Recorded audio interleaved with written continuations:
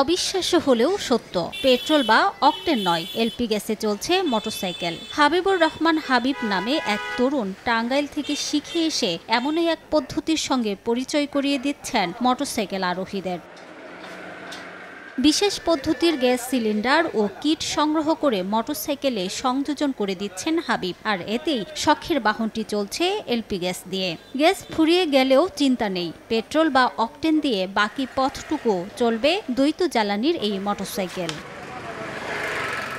Petrol ও অকটেনের দাম বাড়ায় motorcycle আরোহীরা স্বল্প খরচে বেশি মাইলেজ পেতে জ্বালানি হিসেবে ঝুঁকছেন এলপি গ্যাসের দিকে। আর সারা দেশে এলপিজি রিফুয়েলিং স্টেশনের সহজলভ্যতা এই পরিবর্তনকে করেছে আরও বেগবান। এই পদ্ধতিতে মোটরসাইকেলটির মাইলেজ ও গতিশক্তিকে নিজেই নিয়ন্ত্রণ করা যায় বলে খুশি ব্যবহারকারীরা।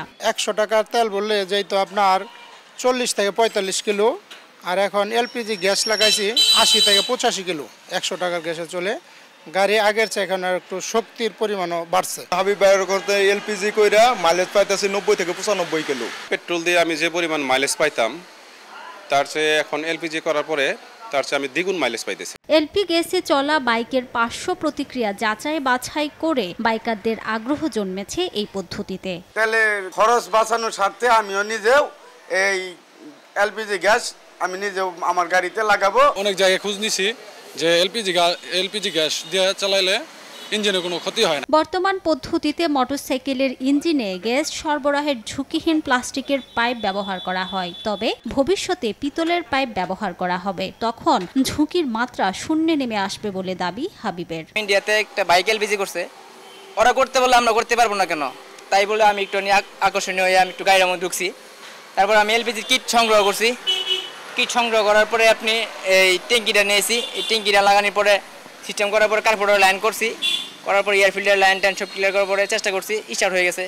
তারপরে আমি অনেক খুশি। তারপর চিন্তা করলাম না ভালোই তো মাইলেজ পাইতেছি। আমি নিজের ব্যক্তিগত গাড়ির মধ্যে প্রথম এলপিজি করছিলাম, পরে দেখলাম প্রথম মাইলেজ পেলাম 80 কিলো 100 টাকায়। পরে আরেকটু ক্লিয়ার করার পরে 100 কিলোর মতো মাইলেজ পাচ্ছি। এখন প্রত্যেক গাড়িতেই 100 কিলো 100 সিসি গাড়িতে 100 কিলোর উপরে মাইলেজ পাচ্ছি, এবং 25 এর মধ্যে 80 কিলো মাইলেজ পাচ্ছি। আর 150 সিসি গাড়ির মধ্যে 85, 80, 75 এরকম মাইলেজ পাচ্ছি। অনায়াসে গাড়ি ভালো চলতেছে, কোনো সমস্যা নেই। টান শক্তি আপনার কমানি বাড়ানোর সিস্টেম আছে এখানে।